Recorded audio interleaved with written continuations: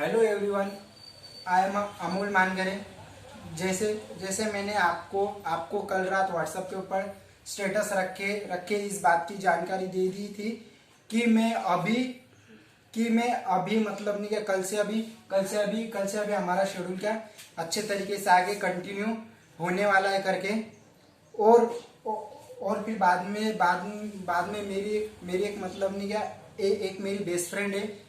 कुछ मतलब family issues की वजह से हमारी कुछ मतलब बात वगैरह अभी कुछ हो नहीं रही है काफ़ी दिनों की वजह से। इस वजह से क्योंकि मतलब नहीं क्या मैं थोड़ा सा मतलब स्ट्रेस में था, इस वजह से मतलब वीडियो कुछ आई नहीं थी। इसके लिए मैं आपसे माफ़ी चाहूँगा।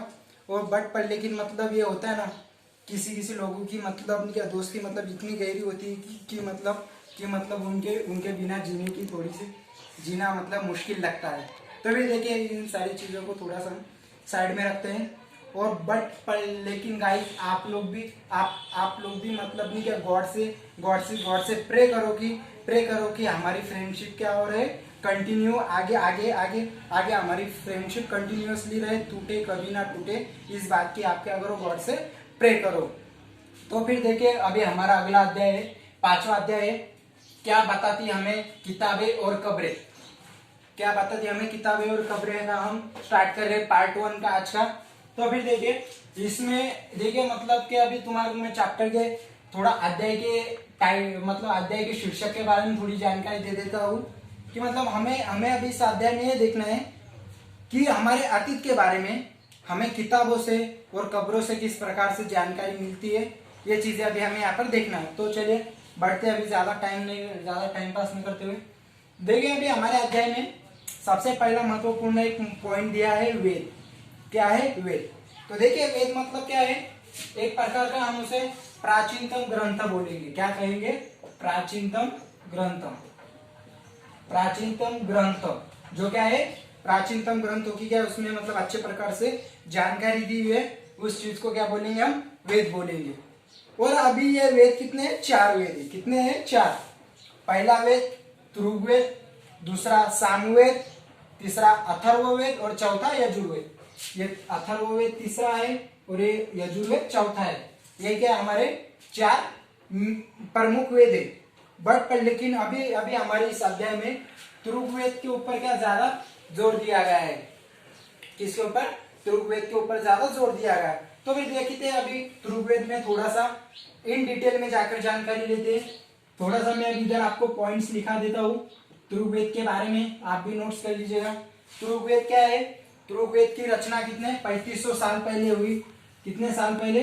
3500 साल पहले क्या हुई? उसकी रचना हुई। 3500 साल पहले उसकी रचना होती है। फिर बाद में ऋग्वेद में क्या है 1000 से भी ज्यादा क्या है 1000 से भी ज्यादा क्या है प्रार्थना है। क्या है? प्रार्थनाएं है। 1000 से भी ज्यादा क्या है प्रार्थना है। इन प्रार्थनाओं को क्या कहा जाता है? उन्हें सुक्त कहा जाता है। क्या कहा जाता है? सुक्त। सुक्त का मतलब कि क्या अच्छी तरीके से क्या बोला गया, उस चीज को क्या बोलेंगे? हम सुक्त कहेंगे। मतलब क्या अच्छी तरह से बोला गया। तो फिर देखिए ऋग्वेद की जानकारी किस प्रकार से आई। तो देखिए ऋग्वेद जो 3500 साल पहले उसकी रचना होती है। फिर इस ऋग्वेद में 1000 से भी ज्यादा क्या है प्रार्थनाएं मौजूद है। इन प्रार्थनाओं को सूक्त कहा जाता है। सूक्त का अर्थ होता है अच्छी तरह से बोला गया। और फिर देखिए और अभी इस ऋग्वेद में 3 देवताओं को ज्यादा महत्वपूर्ण स्थान दिया गया है। 3 देवताओं को। तो फिर अभी देखते हैं कौन कौन से 3 देवता है वो। तो देखिए पहले देवता आता है अग्निदेव। कौन से? अग्नि देवता। दूसरे आते हैं इंद्रदेव। और तीसरे आते हैं सोमदेव। तो देखिए अग्निदेव क्या है? आग के देवता है। सही बोल रहा हूं ना? हाँ, अग्निदेव क्या है? आग के देवता है। इंद्र क्या है? युद्ध के देवता है। और सोम क्या है? सोम एक तरीके का पौधा है, यानी क्या है प्लांट्स है।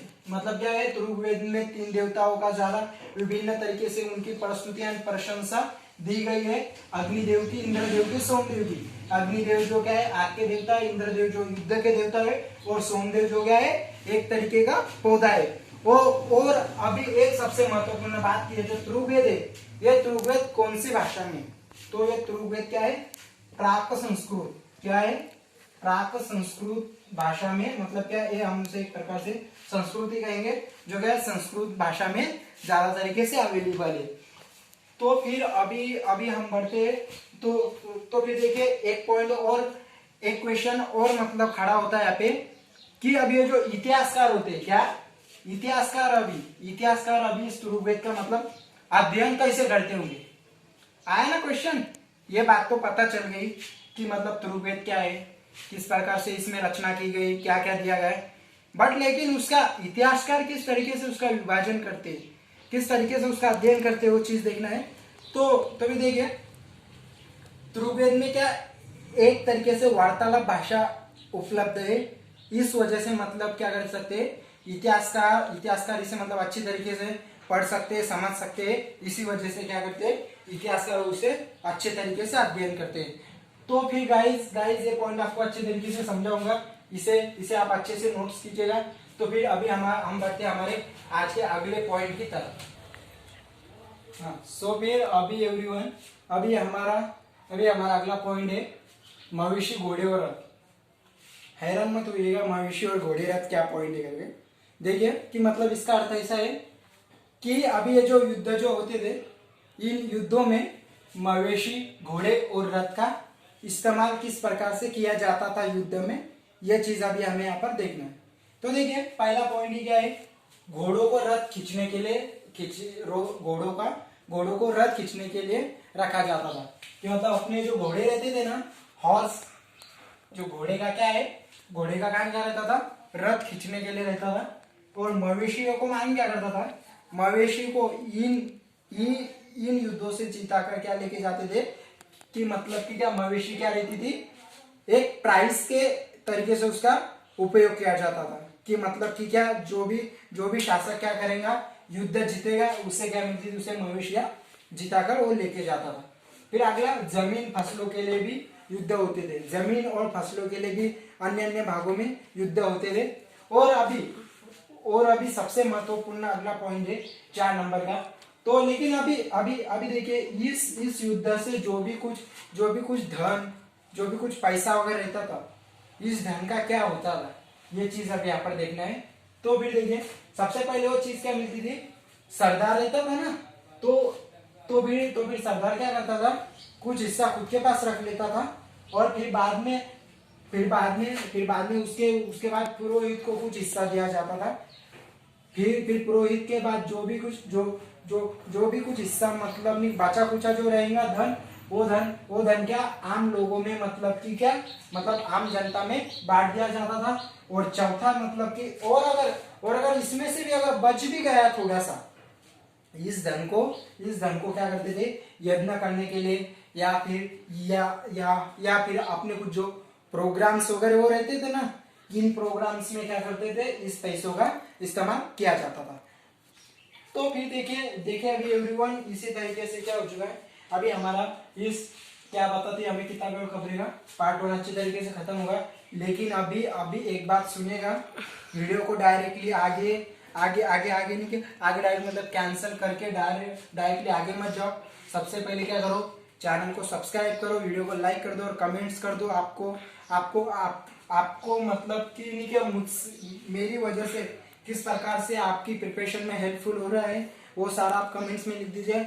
और हाँ फ्रेंड्स, गॉड से आप प्रे करो कि मेरी जो बेस्ट फ्रेंड है, हमारी फ्रेंडशिप मतलब आखिर तक टूटे ना, वो जल्दी से जल्दी मतलब मेरे लाइफ में और मतलब अच्छे तरीके से कम बैक करे करके।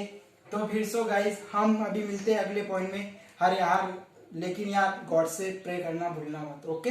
तो फिर अभी हम बढ़ते हैं हमारे अगले पार्ट 2 में। देखिए बहुत ही जल्द लेके आने वाला हूँ, कल या मतलब परसों ही क्या हो जाएगा, पार्ट 2 भी अपलोड हो जाएगा। आप लोग अभी सिर्फ तैयारी को फास्ट कीजिएगा। अभी क्या करना है, अभी हमें रफ्तार पकड़ना है। मैं अभी मेरी जो नोट्स वगैरह जो वीडियो जाएंगे कंटिन्यूअसली अभी चलने वाला है। आप लोग अभी मतलब नहीं क्या मुझे मतलब किस तरीके से सपोर्ट करते हो, मुझसे मतलब किस तरीके से आपकी मेंटेलिटी कितनी है, नॉलेज लेने की हुई, उस मेंटेलिटी को भी मैं अभी क्या करने वाला हूँ, चेक करने वाला हूँ। तो फिर सो गाइस अच्छे तरीके से स्टडी करो और चैनल को सब्सक्राइब करो और सबसे महत्वपूर्ण है कि गॉड से विश करो। चलो ओके, मिलते हैं अभी हमारे अगले वीडियो में, तब तक के लिए अनुमति चाहूंगा।